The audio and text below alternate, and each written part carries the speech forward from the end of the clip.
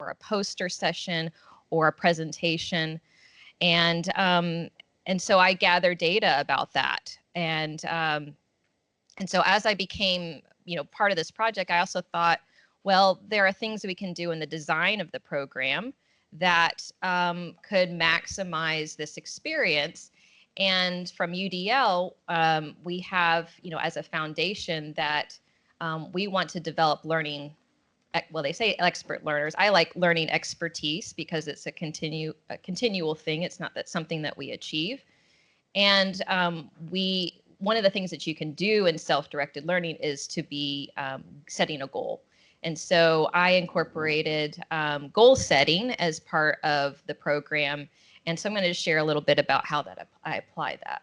So I titled the presentation, Building Expert Learners Through Goal Setting and Formative Feedback, Strategies and Example from the International Research Experience for Students program.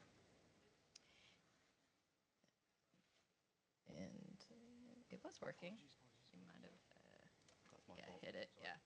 Okay. So in the time that we have, I'm just want to kind of go over 4 things. What is goal direction in UDL? How I kind of frame goal setting, the IRIS program, which is the International Research Experience for Students. The acronym is IRES, and then kind of how I think that you could apply it. So goal direction in UDL, I have the current UDL framework on this slide that has the 3 principles of engagement, representation, action, expression, and the 3 levels of access, build, and internalize, with at the bottom the goal, level of expert learners who are purposeful, motivated, resourceful, and knowledgeable, strategic, and goal-directed. And so that's really grounding, right, our design of educational programs and kind of how we start the curriculum with the 6 learners each cohort. So what's goal setting? So, I mean, we could define goal setting in a number of ways. I've operationalized it with just a succinct statement here.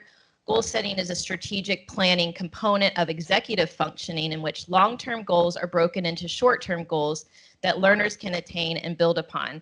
And so we have, a long-range goal in that, what would we want to accomplish by the end of this program? Think about it across the summer. So they started, we started a little earlier this year towards the end of May, and then they'll be, I'll be bringing them back to the States mid-July. So after this, once I go back to the States, I have to turn around and grab a different bag and go to Mexico City.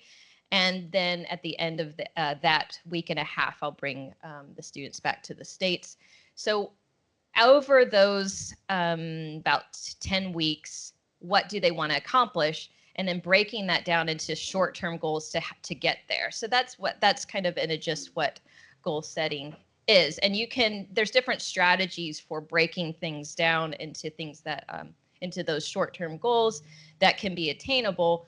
One acronym is SMART, and S-M-A-R-T, and different people use different words for each of the letters. I've got a couple of different options that I've put on the slides. Specific, so a specific area for improvement. It's narrow in that way. Measurable, you can quantify it or at least have some sort of indicator of progress. Sometimes people say assignable, like who is going to do it, what the learner is. Sometimes attainable is used, so whether or not it can be accomplished. So you're thinking about what's feasible. R could stand for realistic. So could it be realistically achieved in the time that you have with the resources that you have? Or is it relevant for this particular individual or situation? And then T, I think time related was most relevant here. So T, when can the result be achieved? So our program, we have 4 main objectives that we are trying to accomplish. One is related to the science. They do multimodal content in a multilingual and multi-domain setting. They're trying to automate the analysis of some YouTube videos to identify problematic content. So kind of think about like ratings on movies. In the States, we have G, PG, PG-13, and R. And so they're trying to do something similar, but automate it where it would just, the algorithm would identify what the problematic content is, and then it would assign a rating. So that's the science that they're developing. So they're learning the concepts about that. They have papers and discussion lecture sessions during the program. They're also doing this in a different country, and so that context, just they live there during the time. They're working with students that are local at that university, and so they're kind of working in that cross cultural research context. They're developing their professional skills or soft skills. That term is used. We call them 21st century skills sometimes. And they're learning language. They're immersed in the environment. We've had, I think, one last year and one this year that are fluent in Spanish, but the rest are kind of learning Spanish. I've been working on it as well. So how do we do that? Well, we have the research activities. We have communication-related activities, like they prepare a paper presentation. We have Spanish language learning. We have sociocultural, and then we were self-directed in the goal setting. So I want to show you how we did that. So supporting the goal-directed learning to incorporate predictable opportunities. So I scheduled some time in their orientation that we would set goals, and created some space and some accountability for them to submit those through. I created a Canvas site this year to kind of organize all of that. And then prompted them each week to revisit their goals. So over the program, they're going to be submitting 2 journal entries that revisit their goals and submitting that through Canvas. And so I had to set it all up before I came over here with the dates, that it just runs on its own now, and it's prompting them. So they're self-monitoring, and then when I go at the end, the last week that they're in Mexico, I interview them, and then I also do a survey. So some examples of the goals applying that SMART framework. For the science objective, we could have a goal like, I will accomplish my research task of blank, or I will produce a prototype of blank, or I will explain my summer research to a non-scientific audience.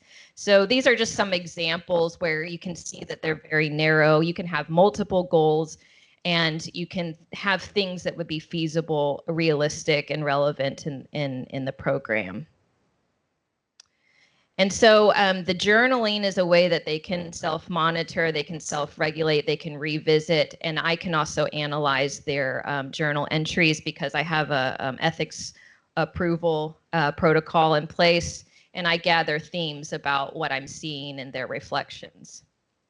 I gave them some parameters for that, so at least 250 words or more for each entry, and 2 entries per week, so that they're not trying at the end to try to remember back of what they were thinking, in week 1, 2, 3, that they're doing it along the way. And so I gave them some suggested journal prompts, although it's open-ended, but I said, if you get stuck, if you have a writing block, think about 2 concepts or skills that you learned over the past several days as part of the program, something that surprised you. Or what makes a great research mentor in this field? You've got an assigned mentor. What are they doing that's really helping you? Or how would you want to become a research mentor to someone coming up? What was an experience specifically from this past week that meant a lot to you that your research mentor did, or about the mentoring activities that you engaged in? What was a challenge you experienced? How did you navigate that challenge? Things like that. So I provide them some writing prompts if they didn't really, feel inspired to write when they were doing their journaling. And then I do the interviews, and I gave them the interview questions right at the beginning so that hopefully it won't, surprise them, that they can be thinking about what they might want to say when we sit down and we have an hour together. And I record those interviews. Again, that is approved on the ethics protocol, and they consented to have that done. And then it's just a data source that I can analyze for themes across the program. And we make changes each year based on things we learned. So we made some changes from year 1 to this current year, and then we'll make changes for year 3, and then we'll see. We may try to get another grant to fund a continuation of the program. It seems to be impactful so far.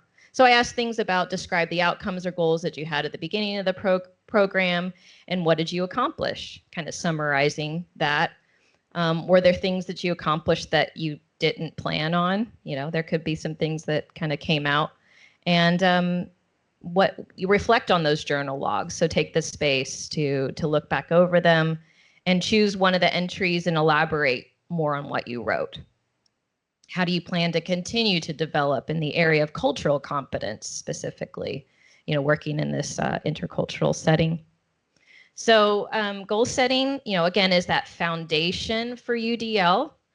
And as designers of lessons, and in this case, a program, we can create space and we can utilize instructional technology, like I mentioned, the Canvas site. I've got some students that are doing theirs on a Google Doc, like a continual Google Doc. So they just submit the doc and they're able to see their work there. Create that space, create the time, create the intentionality, the accountability, and the support for goal setting, self-monitoring, and reflection. And providing, you know, that scaffold about how do we write goals that could be feasible. The SMART acronym can be helpful. And those goals tend to become clear, meaningful, relevant, and attainable when we teach that, when we don't just expect, okay, write a goal, but here's some examples of goals and how we can do that. So I provided a couple of references for you know, if you're interested, Carrie and Reed 2024. That's a recent book that was published out of CAST on student executive functions, and there's a chapter in there on insights on goal setting. I think it's chapter 5. Betsy has the ebook on her iPad. It's really appropriate if this is something that interests you. Recent work. Of course, the UDL guidelines from CAST, version 2.2 is what I showed on the screen and what I've been using. And then, of course, the definition of goal setting.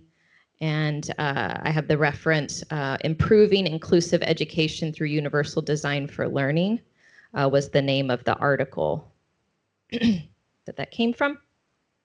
And how am I doing on time, Nana? All right, thank you. So I guess I have a minute for a question. Okay. Any? Anybody have any questions? I'll do the rub of the mic. Are you still typing? Anybody else while we wait? If not, I've got a question. Are you sure? No, don't. Okay, so this could be a bit of an assumption on my part, but I know that when I'm teaching my healthcare students about reflection, they struggle with reflecting, and that's something they have to do as part of their professional work.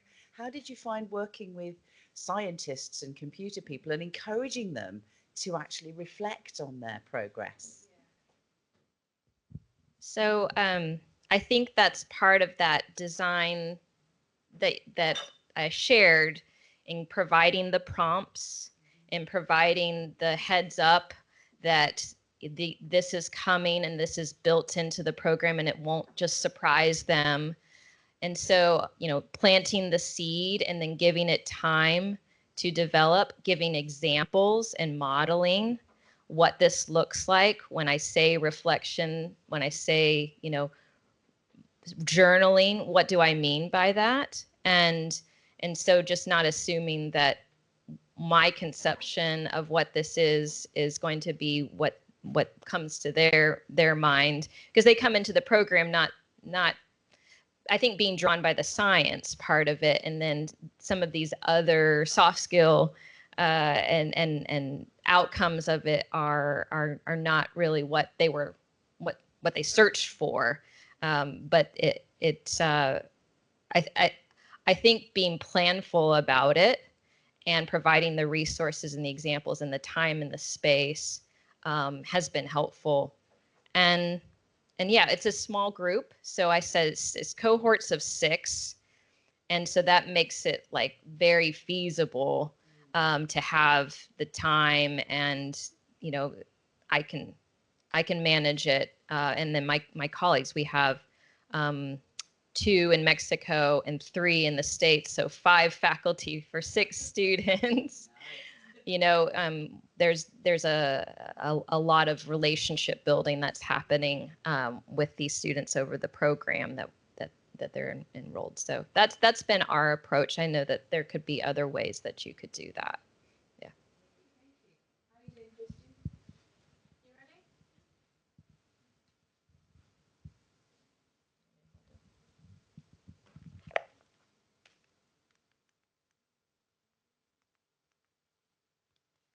Thank you for your presentation. The UK and the United States have a special relationship. What practices have you witnessed us do, which you might implement in your own practices in relation of your project? So some things I've been observing, I think that are helpful are, maybe it's just in the space of the conference, is there's a formalization of some of the things that I think the morning session called a slow burn. So the things where you're making incremental changes, oftentimes in the States, it can be, you know, these incremental changes. I might do something in my class and make changes because I have some autonomy in my own courses, but I'm only one person, one faculty member, one teacher.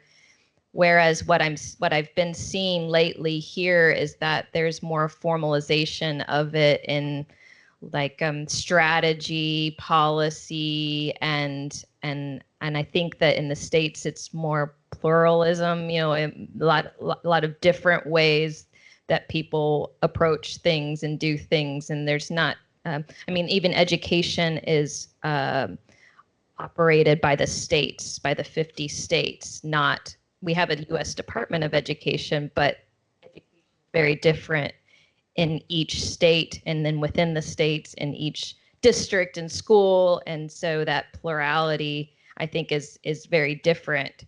And I would appreciate some of that strategy. I know it can be constraining, but it I think would help move us forward. So I've been thinking about what it means for the University of Houston and supporting student success at our university to have a more formalized strategy similar to some of the things that have already been done from the UK approach.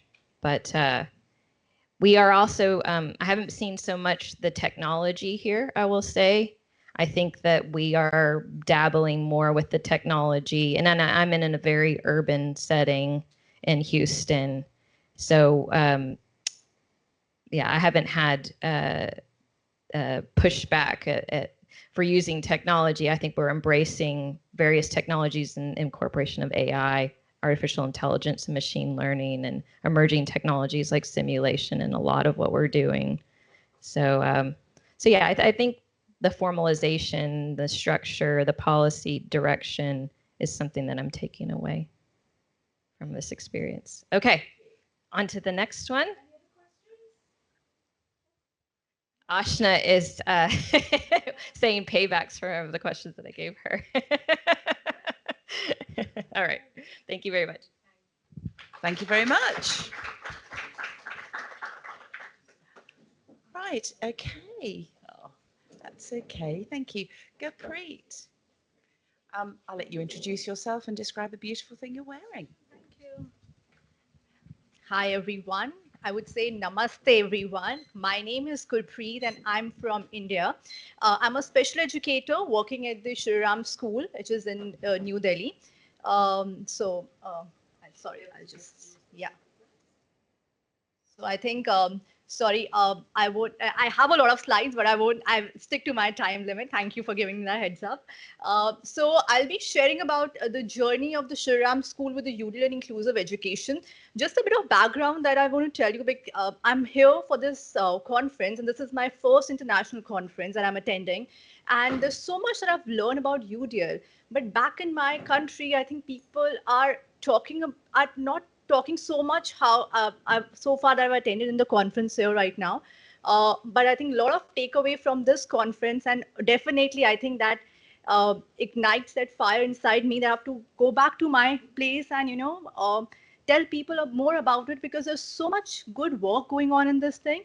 So just sharing what we are doing when, my colleague, my friend actually, Ashna told me about this. So she tried her level best to explain this to me. So I picked up few dots, joined the dots and see, oh yeah, we already doing this, So just sharing of what my school is doing in this respect. So just sharing about where I'm working right now. So it's basically located in Delhi, NCR. It's capital of India. Bless you. So it's the main idea of the philosophy of school is that we function on the four core values which are very important to us, which is sensitivity, integrity, pride in our own culture, heritage, and pursuit of excellence. And our curriculum are designed in a way, not, I wouldn't say we design it. Of course, we are following an Indian education curriculum, but the teaching practices are designed so that all the children are included in this, be it children with diverse need, be it neurodivergent, anybody. So our entire focus is again a child-centric. So for us, the special education need departments came into picture in 1997. I think that time in India, people were only focusing on the disabilities which were visible to them. I think at that time, still people were not talking about the invisible disabilities. So we have like a huge camp. We have a 3 campuses. This is again the Indian education curriculums that we follow here in India. It's an educational, like the testing and CISE curriculum. Just taking you through how we function in the inclusion program, how it began. The inclusion for us began in 1989, where there was no special educator, but the teacher took an initiative of going beyond the teaching practice and helping the child with diverse need. And then, of course, because there was a need, the department came into the picture, and there was a learning center which said that, okay, we need expertise here, because, teachers, of course, are giving their best, but we need expertise who can guide, who can help us better. So then again, I think the inclusion with the support of the special educators came in, and the present working is like a combination of inclusion and integration. So here in India, we call the team, we call Shri Shikshak. Shikshak means the educator. That's the name that our organization we are being represented as. And at present, we have around 51 professionals, which include the special educators, occupational therapists, behavioral therapists, and the entire focus is basically to make the child independent and have the full, so that they maximize their full potential. And every year, we come up with this theme so that we work around the events and everything, work around it. So last year, the theme was strengthening abilities, empowering community. And this year, it's like together, let's change the world. So here in Shriram School, the journey of a child with diverse needs, is kind of like, I'm just trying to show you how it is. So it starts when we say PV here, it's the kindergarten that we're talking about. Then we have the children move from junior here from PV to, from kindergarten to grade 5, we call it a junior school. And then we have a middle school, which is from grade 6 to 8. And then we call it senior school, which is from 9 to 12. And here, the children, there are 2 setups that right now is working in my school. The thing is going on in my school. One is an inclusive setup where the children who are able to manage the curriculum in the classroom, they've been supported, they've been provided various accommodation, and they can manage with the curriculum. And there's other children where the focus is more on, like I know in Indian education system, the focus is still like examination. You have to clear this board, you will this. So, just to keeping that aside, we created another setup where the focus is more on the skill area. Even though in inclusive setup, we also do that. But these are the two things where the kids are being divided. And ultimately, when they complete their schooling, the next level comes at the graduation, which is a college. So again, I won't go deep into this. It's like a functioning of junior school and senior school and middle school. Just want to tell you the focus, the highlight is that in junior school, the teachers work very closely with the children. They are aware of their needs. It's not only the special educator, but even the mainstream educators, they work with the children closely. So it's a department which it's kind of collaboration that we do, and an intensive remediation, an intensive support is being given. And as they move forward in their journey from junior, middle to senior, that support is kind of wean off. Wean off here, I would say that they are being made independent. So I think by the time they come to the senior school, when there's an educator who's inside supporting them because that's a need which is arising, and gradually when they're moving to the senior school, they have their inner voice, they know what they want to do, and just developing that, and making them more independent. So the whole idea is that by the time they come to the senior school, they are more independent. They know what their needs are. They are aware of they have that self-awareness. Okay, I need this, I don't need this. So we kind of give that voice to the children, and this have been very successful, because initially when we did this, it wasn't there in the beginning, but when we started with this process of weaning off, there was a lot of pushback from the teachers and the parents saying that, how can we do that? There's a need, the child needs it. And we said that we are not taking away the needs, we are not taking away the support, but we are rather making them independent and saying that, okay, this is your need. Now, you don't have to be totally, entirely dependent for your whole life on some other person or on accommodation, but have that inner confidence, because in India, still in school, there are a lot of children where there's, the self-confidence, the self-concept. Sometimes, the education system is like that, that it kind of doesn't come out or build up.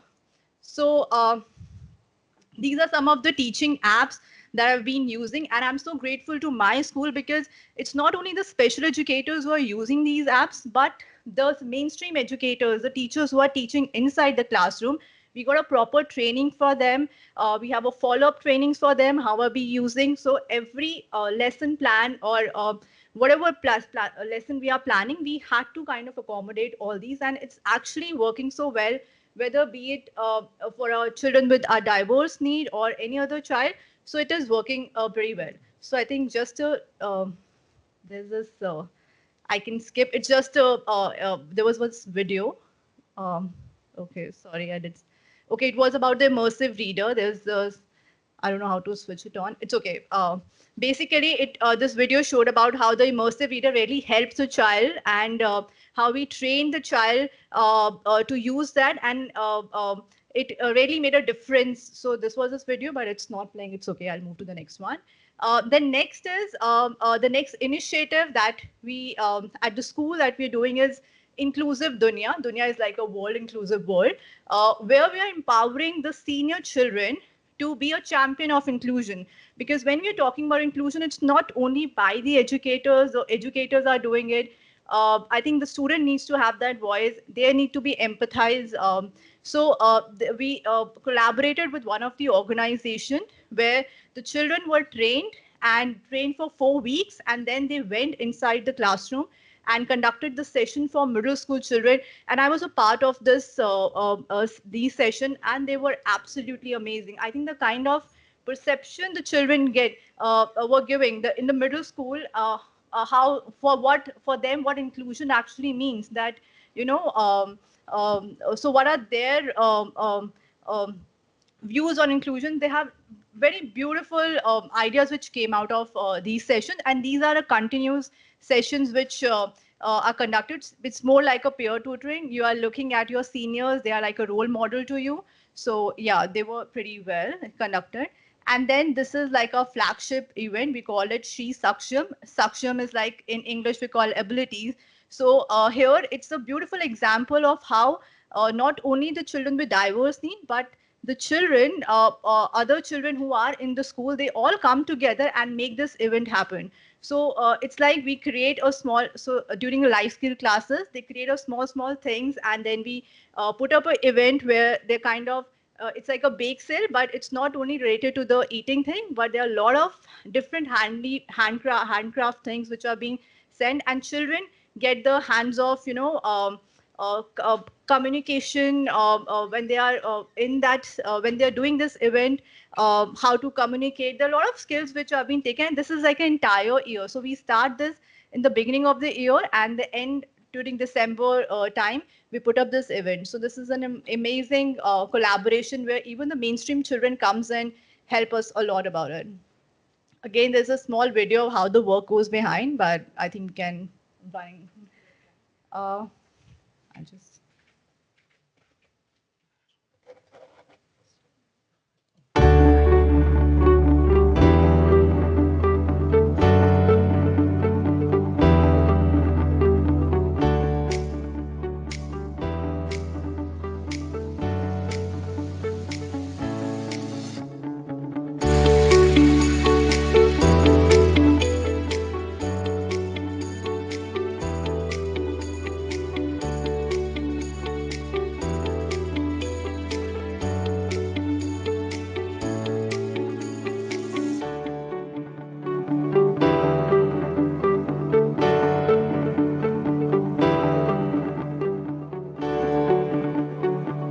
Yeah, so just a glimpse of a small bit of a Sri Saksham. And then next is another initiative, the program which is run by the school is called Sri Abhyas. Abhyas is like a English, if we talk about continuous practice. So here, this program focuses on the children because in our classroom, we do have a children who comes from a socially very a financially low background. And, so they are the first learner in the classroom. We tried a lot of other things before coming to this one. They were being supported inside the classroom. Sometimes they were pulled out, but we got a feedback. The children said, we are not liking it. We want to be a part of the classroom.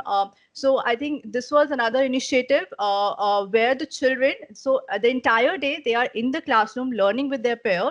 And after the school, they have the classes from 2 to 4 where the skill that they are needed for them to be in the classroom, whether it's a learning gap or so those skills have been built upon. So everything, I think here in India, we don't get funding from the government for anything. So it's entirely the school, the PTA, we call a Parent Teacher Association, the funds, so they provide with all the facilities. Also, because in our school now we are talking a lot about technology. I think during the pandemic also, the technology came into picture. So school provided them with the laptop, with the internet connection, so that the learning should move on. So yeah, again, I think the same, because they are first learner, the teachers are rarely involved. It's not so specific teachers, but the class teachers are really involved. They are for them the first their first language is Hindi, so the circulars which are being sent, they are being translated for them. So they've been really kind of hand-holded, the parents of, and along with the students. And then this was one of the success story from our Shri Abhyas. There was a student who were in grade 12, and they conducted a study skills session for our grade 4 and 5 student. And it was absolutely amazing because these children are actually, because they are first learner, and being in a school where, of course, you have a peer who are coming from a very affluent background, that self-confidence, that comparison and so many things because of the peer pressure. But this was absolutely amazing to see how confidently they did everything themselves, and it was very amazing. Then when we were talking about in UDL in the past 2 days, we spoke about how at every level there needs to be certain trainings. It's not only for the student, but of course for the teachers also. I think yesterday I was attending a session. They talked about UDL working in silos, like if one person is aware of UDL or working in that, they are not having that conversation. But here, I think, because again, we are 3 campuses and we have a huge team which is divided between 3 campuses.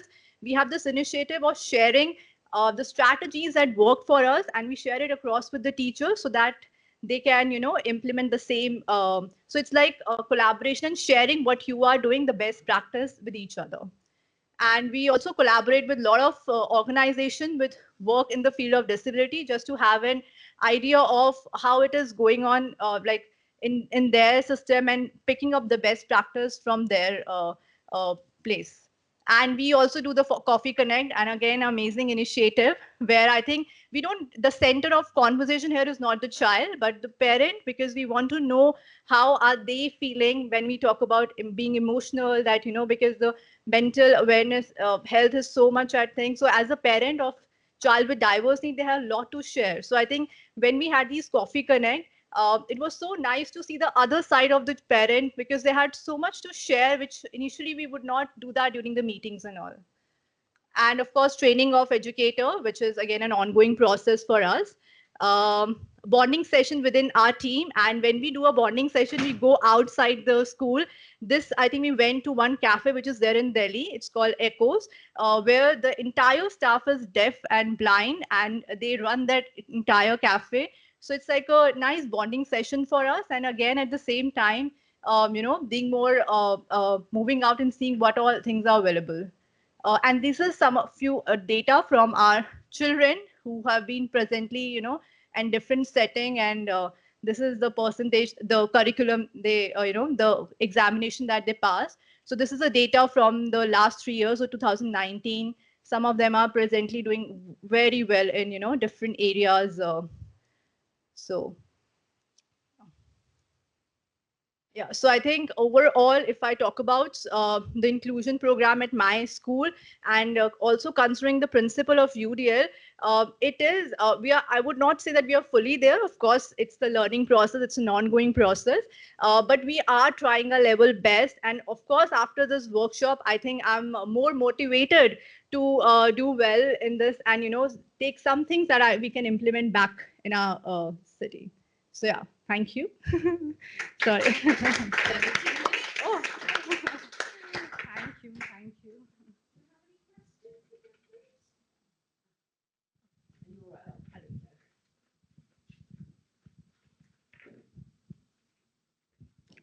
Thank you, Gurpreet.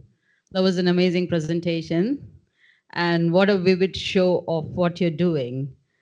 I would love to be a student in that classroom. And I was kept thinking, we haven't spoken about scores yet, but that was great as well. And looks like you're doing much more than what we all are doing it together. So that, that's really encouraging. And you said about that weaning program as they grow into the grade system. That's really interesting, because my question was about how do they get these supports when they go out to the universities, and how do they find themselves in the real world? Because, looking at the pictures and the description, it seems to be a very protected and well-defined and well-looked after world. But the real world out there is entirely different. Are you able to share any insights on your student experience outside the school when they, as alumni, how do they come back and what do they share? Thank you for the question. Yes, I think here a lot of work is being done when we talk about universities. Now there is an awareness when we talk about university. Earlier, we didn't had that kind of accessibilities or the accommodations which are required for the student. But now I think because the need is arising, the awareness is arising. So when our children go to the universities, we do connect with those universities. They come back to us that, we need a little bit help. So then I know Ashoka University right now, which is in Delhi, they have a proper cell as of now, the cell for children to guide them when they come to their college. And at the same time, we do tell our children to, route like when they apply for universities, it gets routed through us. So we do give a support to the university. We tell them prior that this is what all being given to them, and then they from their side try to keep that process same, so that it's not very overwhelming for the child. But there are a lot of gaps there. We are still working on it, how we can make it more flexible and make it more smooth, the transition to be more smooth. So you do the connection rather than yeah. So like the child, we give that voice. Again, I think the entire idea is so the child becomes independent and they know that this is my need, I need it. So they are the voice And then we also tell them to come back to us. Like we keep in touch unless they are there in the specific college. We are always in touch with the students and ask them, because for us also we need to know what's going outside in the world and how we can help them better.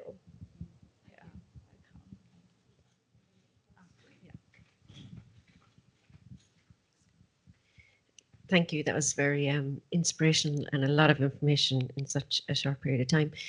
I think everyone would agree that it seems that you think about the whole child, you know, the lived experience, how the outside environment affects the inside environment.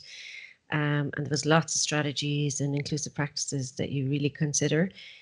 You mentioned something about senior champions. I really love that concept that you're bringing in this relationship of the people that have experienced this kind of inclusive setting for a longer period of time. Can you talk a little bit more about that and how you support them to be these type of champions? Because that's a bit of, you know, pressure, and how those relationships affect the younger people then coming through, and do they become the inclusive champions when they're more later on in the years?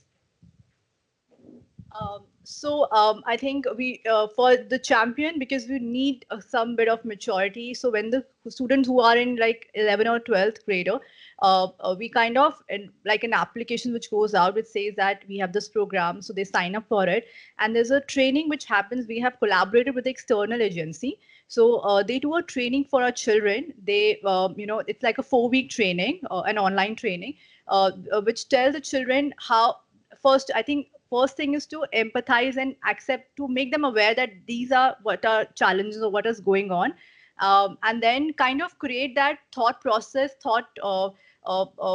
idea that how you can help or how you can build that awareness. So there's a 4-week program which goes on, and then the children are being sent inside the classroom again along with the teachers, you know, but those sessions have been entirely conducted by the student.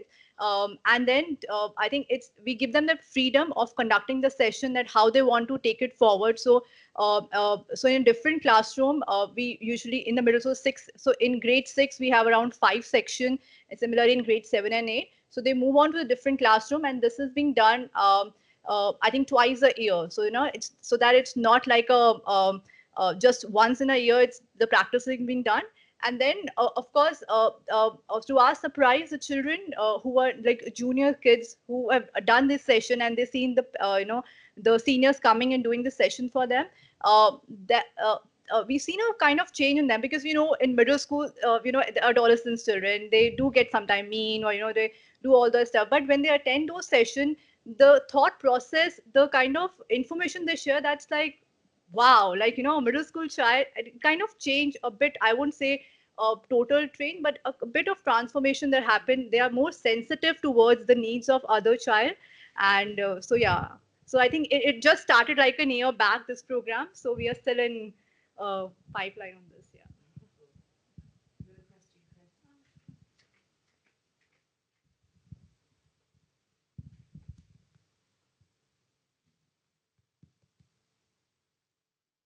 Thank you for your presentation.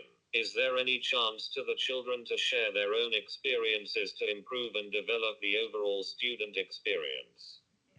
Definitely, we do that. So whenever we do any you know, initiative or anything, we do take feedback from the students. We do connect with the students, and of course with their feedback. Like when I spoke about the Shri Abhyas program, there initially when we started, it wasn't like 2 to 4 sessions, but the educators were going inside, and sometime when the child is not able to cope in particular subject, they were being pulled out. So we got a feedback from the student that we don't want to be pulled out, you know, we are not liking this, we want to be a part of the class. So we took that feedback on, and then we changed our system. So we do have a student voice.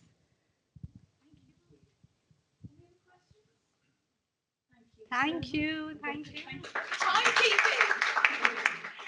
Thank you. Okay. So up we come next. We should be able to just click to the next one. No. That's you. Oh, there we go. Fantastic. Okay. Will you to introduce yourselves if you would? No, I got it. Hello, I am Anjanette Benar, and this is Brandon Daly. We'll introduce ourselves again in a minute, but we are here to talk about our experiences at a university in the States, and how we redesigned a curriculum. So about me, I oversee all the math classes, communication, and computer classes at Goodwin University. I mostly like to teach computer applications. Both of us have developed this CAP 115 class. I do a lot of instruction for faculty on UDL, so I'm actually considered like a senior UDL teaching fellow and also co-facilitator of many different institutes, and I have over 20 years of experience. And I'll let Brandon introduce himself. Thank you so much and good morning. So yeah, my name is Brandon Daly. I'm an assistant professor of communications at Goodwin University. I, along with Anjanette, co-developed the course that we're going to be talking about and really presenting on today. I am a UDL teaching fellow. In just a few weeks, we are going to be leading a new cohort of UDL instructors towards UDL. I have a background in writing, composition, literature, and so that's just a little bit more fun about me. All right, so first off, we do have a QR code if you would like a digital handout or if you want to access the PowerPoint directly on your phone so you can, listen to it or read it in another language. But our goals for the session, we're going to start by just talking about where is Goodwin University? We're a small university, so a little bit of our history, how we've gone from being, how we developed into a UDL kind of campus that we've accepted pedagogically. And then also how we have created a digital literacy class. So using the UDL principles, it was very intentional. And then we'll end with some personal insights and comments from students. So about Goodwin, like I said, we are in the United States. We are on the East Coast. We are about halfway between Boston and New York in a town called East Hartford, Connecticut. We have about 3,000 students. We have an open enrollment. We definitely encourage students who have failed out before to come here. And it's very diverse. We can have anyone from right out of high school to 60, 70 years old in the same classroom. 80% of the student body is female. Most people come for a nursing degree. We're really, that's what we're known for, is kind of the nursing program. And the median age is 29. So UDL at Goodwin started in 2016 when we received a Davis grant. That's a federal grant that allowed us to implement UDL as our pedagogy. This came from our provost and from another dean at the time, and they were kind of the real big champions. And like the presenter said this morning, they got in the early adopters and found those people that were really excited about it. You gave them a little bit of money, part of the grant, just to, add a little bit more incentive, give them a title, give them a t-shirt, that kind of stuff. And it's been working through. So through all of this, we are starting our 7th cohort of faculty. So the first faculty were trained in 2017. After that, we decided to launch into having a conference. So in 2018 and 2019, we had a UDL conference. In 2020, we were doing UDL institutes, but of course the pandemic hit, so we had to quickly pivot to do the trainings online. It was also the first time that we did other university. We taught another university, not just our Goodwin faculty. In 2021, we actually wrote a book. So a group of faculty members came together. It's called UDL University. It's available on the CAST website and also on Amazon. We shared our stories of how we are implementing it in the classroom. In 2022, it's been about 6 years now, we decided to do advanced UDL, where faculty sign up, and the advanced UDL cohort is looking at a course in depth using the appreciative inquiry model and saying, you know, taking a look at how are you implementing UDL in your classroom? Where could you be implementing it, and where do you see it going in the future? In 2023, we have our own podcast series on Spotify called UDL Teaches in Higher Education, and that's stories, again, from instructors in the school. And then just a shameless plug, in 2024, we have a conference in September. It's a very small conference. It's a one-day conference on UDL. It's turned into a national conference, which is really exciting. And we've also been having webinar series called 9 and 9, which went through each of the boxes kind of in the guidelines. And we have a different speaker each month. So that is also free to sign up for. And I know that on my digital handout, I did have links to the YouTube video if you're interested in seeing any of the other presenters. So that's a little bit about the history of Goodwin. Now I'm going to turn it over to Brandon to talk more about our class. All right, so we're talking about CAP 115, which stands for computer applications. And ultimately, what computer applications is titled as is learning and working through digital technologies. And as you can see here, the course goal is to build knowledge and skill sets to use digital tools and platforms to find, evaluate, create, and communicate information. Now, that's a whole lot of technical jargon, so let's talk about what digital literacy really is. In the most basic terms, we can define digital literacy as being capable of and knowledgeable about digital literacy components or competencies. And there's multiple different competencies. If you go and Google any of digital competencies, you'll find 6 or 7 or sometimes 8. And we settled on these 7. And I'm not going to go through and exhaust all of these, but some important ones that we cover all of them throughout the semester, throughout the course. But online safety skills would be talking about things like cybersecurity. You have digital culture as well as communication and etiquette. That would include things like social media, which everyone thinks they know about digital technology because they have a social media account, but the reality is that's not quite it. And we're going to talk about that in just a little bit.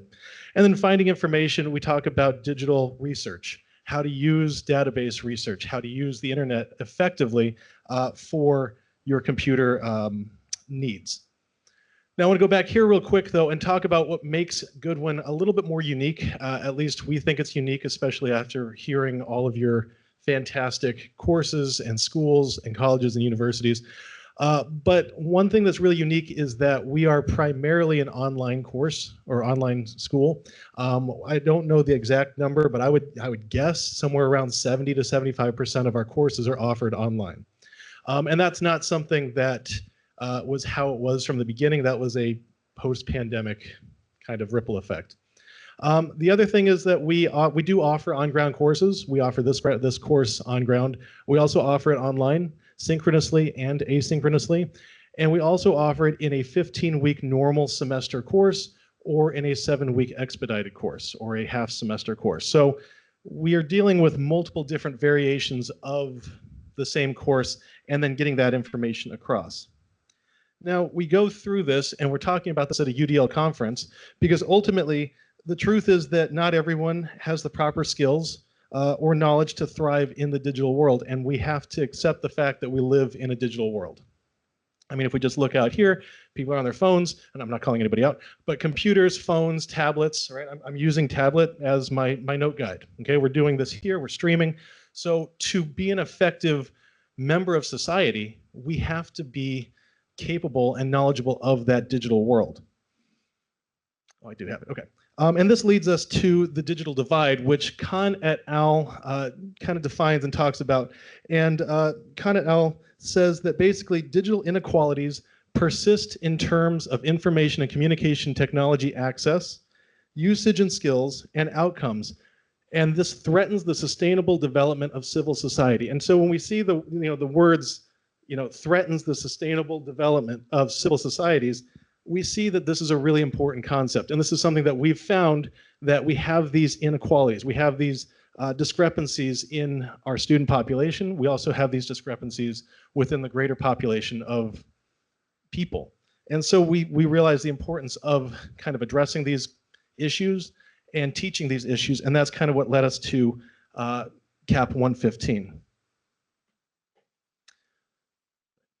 Just kidding. We don't have these kind of things. This is cool. Okay, so our ultimate goal, really, when we were coming up with this course, is to create a course that is accessible to diverse learners. And diverse learners includes differing ages, socioeconomic levels, academic abilities, and maybe most importantly, digital skill levels, okay, and digital knowledge. So how do we do it, right? Well, we really did kind of go back to not the drawing board, but to the UDL board. And we looked at what is UDL saying that can be integrated into our course. And so here are just a few things that we've done with the development of this course, and we're fine-tuning it. This course is 3 years old, or about 2.5 years old, and we're still meeting regularly to talk about how we're going to develop it and change it and add to it. But we have multiple means of representation. We use dual coding throughout almost everything that we give out to our learners. We offer the chance for varied methods of submission, whether that's written or audio, video, visual, like an infographic. We wanted to make sure that we are hitting the socioeconomic levels and disparities and diversity by making sure that our course is zero textbook cost, and that it also utilizes OER resources. And that's something that we feel is really important because, as Anjanette mentioned, a lot of our students come from more challenging economic locations and levels. We also built this course to be used and to be, I guess, compatible with various different software platforms. That includes PCs, Macs, Chromebooks. And then, as I'm going to talk about in a minute, we scaffolded the final project over the course of 5 modules or 5 weeks if you're taking a 15-week course.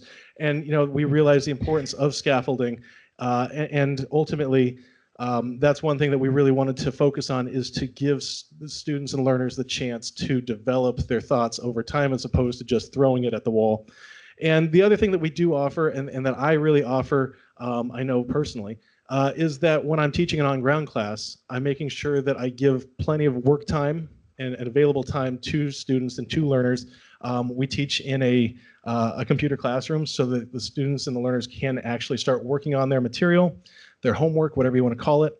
But I'm there, our instructors are there and available to walk learners through and help them out with whatever skills they might need. Just kidding, I got it. By the last slide, I'm going to remember that I have this thing here. So we have this chart, and here are some specific ways that we've tried to UDLize our course. And I'm not going to go through all of them, but you guys can hopefully see a little bit, and if not, the digital handout can kind of help that. But we did kind of keep in mind, engagement, representation, action, and expression. With checkpoint 7 here on the top left, we make sure to give learners the chance to choose their method of submission when appropriate. So if we're dealing with, and we cover APA formatting of a paper, obviously something like that can't be done in an audio or a video format. So that is definitely something that's typed on a Word document and submitted that way. For checkpoint 9, we make sure to ask learners to reflect constantly throughout the semester, throughout the course, because of the importance of that reflection for the students, for the learners, as well as for us. And as we're developing this course and making sure that we're making this course as accessible and as beneficial to each and every learner that we possibly can. With checkpoint 1, we make sure to provide captions and transcripts for videos and all videos, and we make sure that those transcripts can be used by screen readers. So that's something that we definitely want to make sure is available as a resource for learners. And then finally, just talking about checkpoint 5, I already mentioned it, it's scaffolding, right? Utilizing scaffolding as a way to help learners not feel overwhelmed. Okay, so at the end of the semester, we ask our learners to take a few minutes and to write a reflection.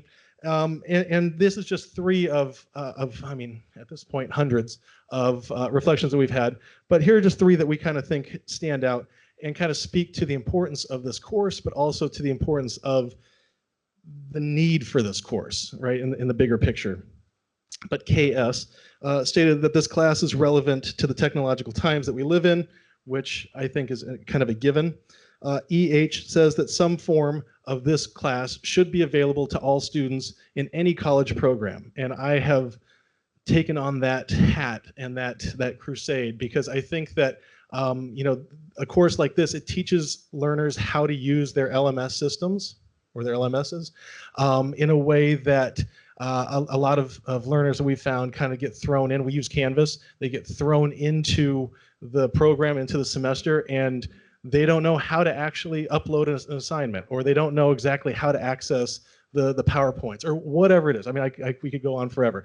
But I think that, you know, I agree 100% with EH that if I had my way at Goodwin University, this would be a required course the first semester. In a lot of ways, it's kind of an orientation course. And then finally, MEC. I like this because it kind of speaks to that diversity of our student population. But she says that I'm a middle-aged woman and I'm not technically savvy.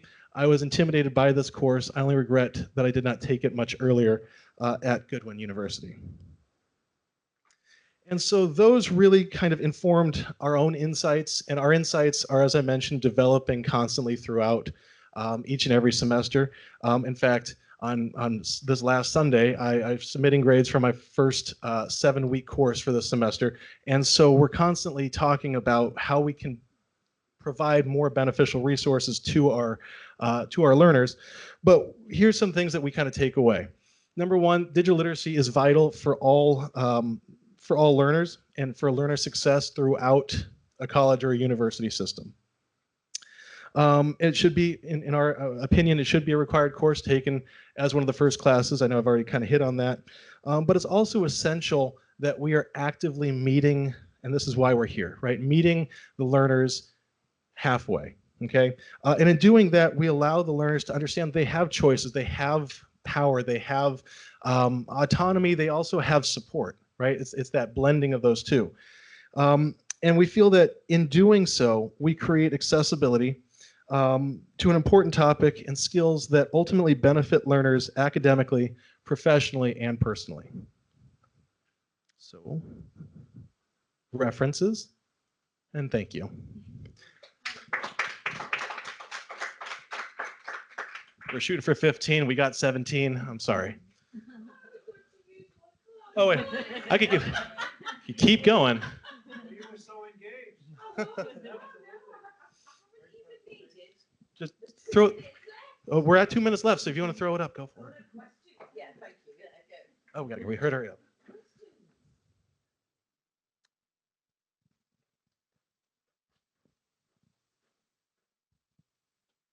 Thank you, Brendan and Anjanette. Thank you. That was really interesting, and you sold it. Your course is sold out here. Because we are with you. Everybody needs this course. And, you know, one of the common sort of trying to empathize with people, one of the ways people do in UK, I don't know about other areas, is like, oh, I'm not good with tech. And now that is such a word. I think you're spreading wrong words outside as professionals, as teachers, to say that I'm not good with tech, then you don't have to be, or it's okay. It's a sympathetic sense they're saying it, but then they do it. It's an amazing course. How are you selling it with your higher up? How is it taken up in other disciplines? How are you integrating within your university? Do you want to take the political approach? If you want to hear the opposite, we can have lunch. So actually, this class is a required course for the nursing degree. So since the school is mostly nursing, we do get a lot of people coming in for the health sciences. So that's one way. It used to be a required course. It used to be more of Microsoft Office until the higher ups did say, well, they don't need to know how to use Word. They already know how to use it. And they just cut my class as you know, it was a graduation requirement. So instead, I fought this and I said, no, we need to have another class. And it turns out that we thought the class would disappear, but it turns out that all the health science people need it. How else would they learn structured documents? They just assume because they're coming through their school with the Chromebooks that they can do all of this, but they can't. Any other questions? Okay, I have one over here and then I'll.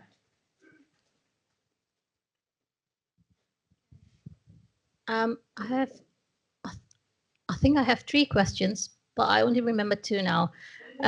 So the first question you did mention earlier when you started the presentation about UDL courses that you're going to be deliver soon. Is that the same course that you were talking about, which is CAP 115? That's the first question. The second question, is this course that the students need to take? Is this course optional for students? I mean, CAP 115, is that optional for students or is that a mandatory for students? I'll get back when I remember the third one. All right, so to answer your first question, basically all of our courses are being redesigned with UDL principles. We're being very intentional. We have an online studies instructional design team that are understanding what makes, what will help the students and have been working with us together to develop classes and redo the Canvas courses. So it's definitely going on throughout the school. From every class, from biology, who used to just do 3-hour lectures with 80 slide PowerPoints. So everyone is working on this. It is part of our culture. It is, I really think it has spread over the 8 years and has remained, even though the provost has left, which is really good that it's still self-sustaining. When we finished our grant, our university thought that it was so important that they continued to pay the stipends and for the trainings to continue, and there seems to be no end in sight. So they're supportive of that. As far as the CAP class, it's not optional if you're in the higher nursing degrees, but it is an option if you would like to take, you can definitely take it as an elective. So I don't know if I misunderstood the question, but the course that we were talking about that the two of us are leading, is that what you're talking about? Okay, so no, that's a separate thing. That's for instructors and staff members at Goodwin. The UDL one, yes.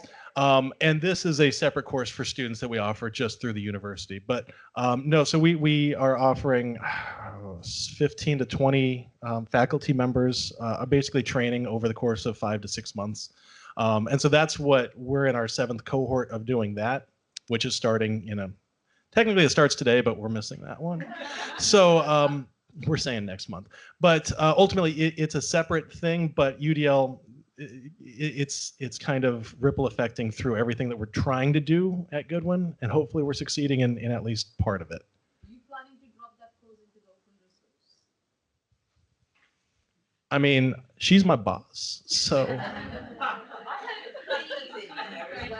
Was that I don't think I heard a question, I heard a statement. Yeah, I mean, yeah, we'll definitely get going on it. Oh yeah, let's do it. Let's do it. And Chris.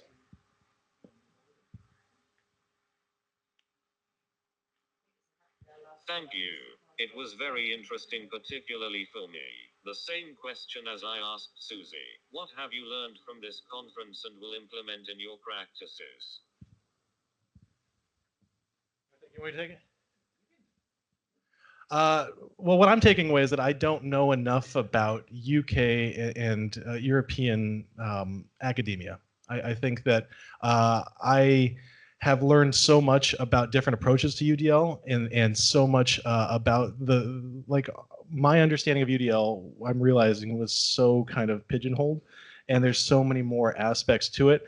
I think the thing that I enjoyed the most, and I think that maybe this kind of answers your question, Christian, is the social impacts and just the importance of the social impacts on not just UDL, but on academics in a bigger picture. Because, with American policies and politics, and we have our issue. We have lots of issues. We have so many issues. But it's interesting to see how I feel like we kind of pull a curtain between academia and education and those political issues and the social issues. And I think it's important that we embrace and we bring in and we discuss the social along with the academic. Does that make sense? I think. Thank you so much.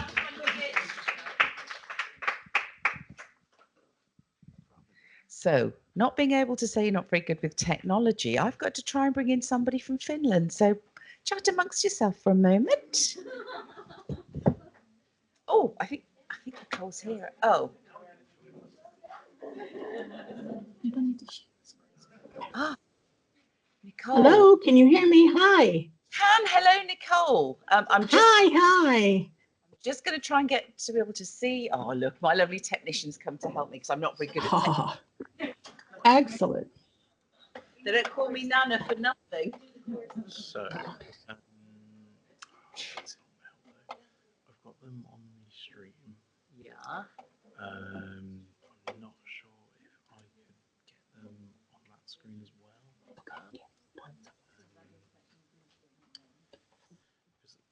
Sorry, Nicole, we're trying to get you on our screen so we can see you. That's okay. I don't even know if I can see myself. So just please share this, then we won't see the PowerPoint. It's not a PowerPoint, it's a video. You sent us a video, haven't you, Nicole? yeah, and you know what? I don't think it's going to work that way. So I will present my screens and read what I have to say from a friend's screen. How's that? Okay. So if I turn it on to presenter view, hopefully that'll work. I'm getting nods from my lovely friend here who's helping. So yes, that will work. Okay, so let me go to share. Let's see. Fingers crossed it'll work. I have no idea how.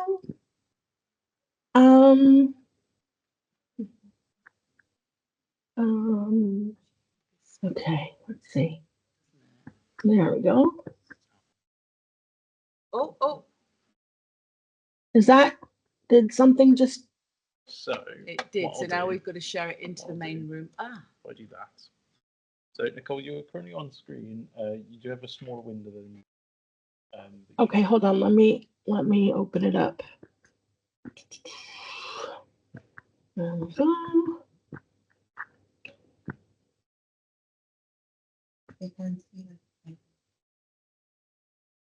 Does that work? Yeah. But you probably, yeah.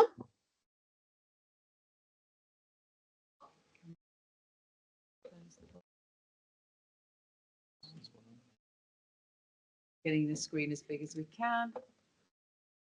Oh, there we go. And can everybody hear okay in the room?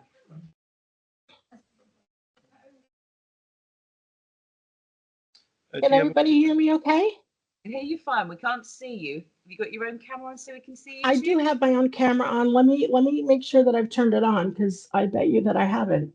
Hold on one second.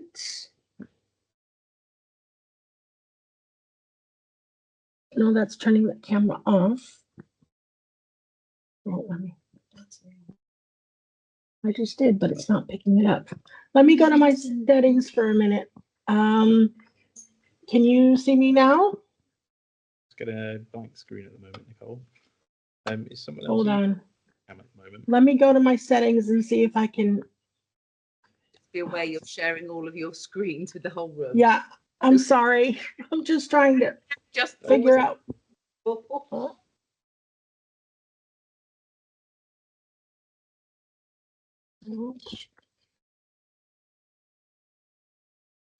For some reason, I can't share my camera, and I don't know why. And my camera's on. No. So maybe we can just. Is that okay if we just hear your dulcet tones instead? Yes, you can hear my dulcet tones, and that way I don't have to have that camera on me. I'm sorry. I'll describe to you all what I look like. Thank you for joining me. Thank you to the organizers for applying UDL principles to support me in my sharing of some tools, techniques, and tips for UDL that I've come across in my teaching career. I'm currently presenting to you from Helsinki, Finland. I am a white female wearing a purple dress and purple glasses. My pronouns are she, her, disabled, and my name is Nicole Demos. I just recently finished a 13-year teaching career here at the International School of Helsinki. Prior to that, I taught overseas and in the United States. So my total years of being a teacher have been 32. So I guess I'm kind of glad that I'm not actually showing you my face in person. You can see that there's 2 emails here. Feel free to contact me directly, preferably on the Gmail one, so that I can share with you any bits and bobs from this presentation and any other way that I can help you. So we're going to move on. I'm going to start you guys off with something that I'd like you to do. We're going to go to the, oops, no, this one. I'm going to play a video, I hope. This is a video that sort of introduces the concept of UDL by a very good friend and colleague of mine. Her name is Katie Novak. She's been an educational consultant with over 20 years of experience. She's written 14 books. She's presented both internationally and nationally, and I appreciate the fact that she allows us to look at her way of defining UDL and practicing UDL. So I'm going to hopefully let you sit back and watch the 3-minute video. And I'd like you, as you're watching, to identify what stands out to you and keep that in the back of your mind. So let's hope that the link works. And hopefully you can see it. Is that? Yeah. Okay. Come on, I'm just waiting to make sure the volume works. Okay. I hope that we're not going to get a wonderful advertisement, which most probably we will. I'm going to skip that and move on. There we go.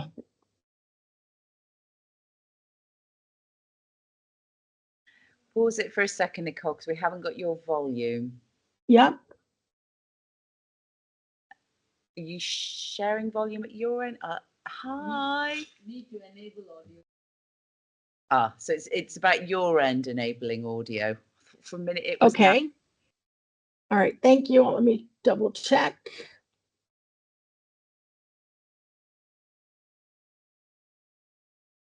Sorry. Oh, now I've completely lost it.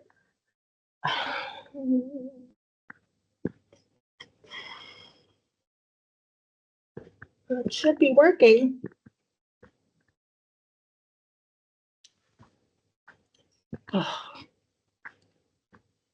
helps arriving at our end. Okay, good, because I have no idea what to do here. To do with that, is it? I don't know what that is. Yeah. Oh. Yeah. Ah. Yeah. So, Nicole, are you able to share your screen properly? Because at the moment we're capturing our end. No, it won't let me. Should I send a link to you? Yeah. Yeah. Use contact details if you want, Nicole. Do you want? Yeah, if you paste it into the chat, we'll be able to grab it from there. Okay, hold on. Let me copy. Let me go back here. Let me go to the chat.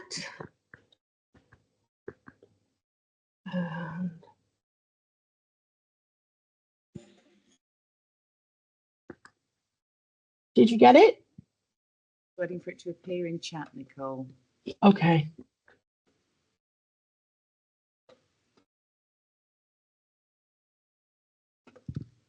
you put that into this power potential chat room?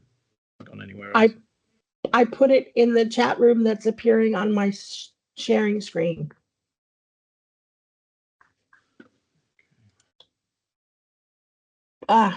Okay. Says I need to go back to the screen that I was sharing. So let me go back to the screen that I'm sharing, which. Don't worry, Nicole, I think we found it. Oh, okay.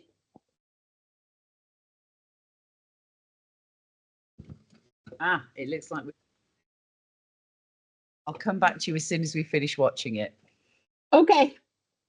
The importance of having different options and choices for everyone. And so when I universally design a party, I am going to serve a buffet. And the same thing happens in my classroom, is we can recognize and embrace the incredible variability of our students and identify the barriers that we know that some students face. And so if I recognize that I might have some students who struggle with language, some students who are decoding below grade level, some students who need additional challenges, I can create a buffet of ways for students to learn and share what they know using firm goals and flexible means. Now, differentiated instruction uses flexible groupings to make decisions about what specific students need. It's a great way to provide tier 2 support or additional intervention for your students, but when you plan using differentiated instruction, it can feel a little bit like you are a short order cook. If you're coming to my party and I say, I'm gonna have to make something for the people who are lactose intolerant, and I have to have another dish for everyone who is vegan, and I wanna make sure I have something gluten-free, I am now a short order cook and my kitchen is on fire. And here's the thing, you don't get to make choices for yourself. So we want to universally design instruction. We want to be really proactive and planful about identifying barriers and making sure that we're not reacting and providing additional dishes for every student.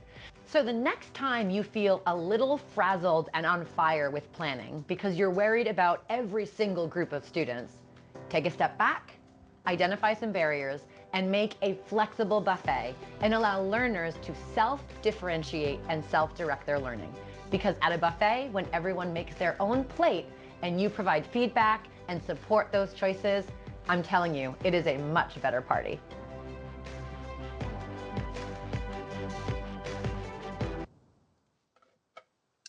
Okay, Nicole, thank you. We've watched it here, and apologies to those watching online. We'll make sure the link is in the chat, so you can go back to the beginning of that in a moment. Right, we're there. Thank you. Okay, super. Thank you. So now let me switch gears. Okay, so objectives, because if I were presenting this online, obviously I'm covering the who, what, and why of UDL, discovering the 4 principles that generate an inclusive learning environment.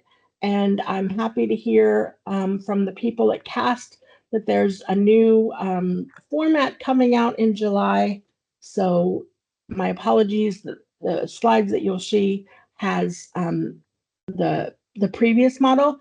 Obviously looking at supporting research, and then what you're probably all eager and anxious to see are the tips, techniques, and tools that I found to be the most effective when using UDL in the classroom. So obviously, I know that all of you know this, but I'm going to just go into a little bit brief. So obviously, the who is UDL for? It's for all of us. Inclusive for every student, teaching assistant, teacher, because if we are in the teaching profession, we are lifelong learners. The what is multiple means of representation. We want all of our students to share their knowledge in meaningful ways at their own pace, to build their own confidence and to build their own resourcefulness. Why? Well, multiple means of engagement. What does that do? It allows our students to build connection with one another, to belong. It allows us to celebrate the diversity found within our learning environments. It promotes equity and inclusion, and the how is multiple means of action and expression, which obviously fosters creativity, interest, and allows for strategy and goal setting.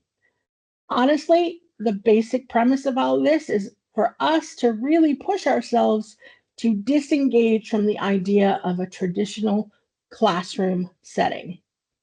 How many of us can remember being a student where we sat in the same seat every lesson and we listened to the teacher performing, or I shouldn't say performing, or maybe sometimes they did, but presenting a topic or a skill that we needed to learn, and we just heard the same story over and over again. So the multiple means of action and expression allows both the teacher and the student to be able to share what they've learned.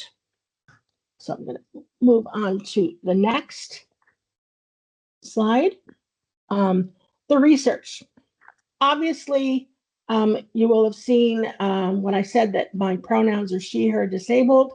I'm going to go along to share with you a story about a trailblazer for the for a disability rights advocate. Her name was Judith Heumann. She just recently passed exactly a year ago. And she always used to use the terminology that there are only two kinds of people in the world: people with disability and people yet to have a disability. Because we all will experience some issue in our lives that will not allow us to access the environment effectively and the way our needs need to be met. If you're interested in learning about how she incorporates the topic of UDL in her work, she performed at the TEDx Talks Mid-Atlantic a couple years ago, and she addresses this. I'm going to take us to another research item, again, coming from the United Nations Committee on the Rights of People with Disabilities. So they quote, "To adopt the universal design for learning approach, which compromises a set of principles, providing teachers and other staff with a structure for creating adaptable learning environments and developing instruction to meet the diverse needs of all learners." Again, the emphasis is on all learners.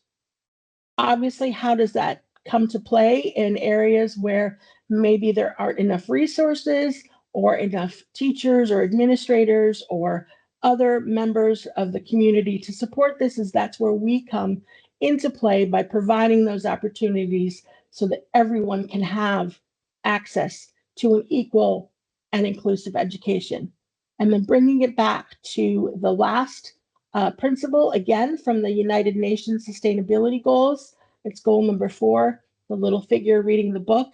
And it says the purpose is that all of us will get a meaningful, inclusive education no matter where we are.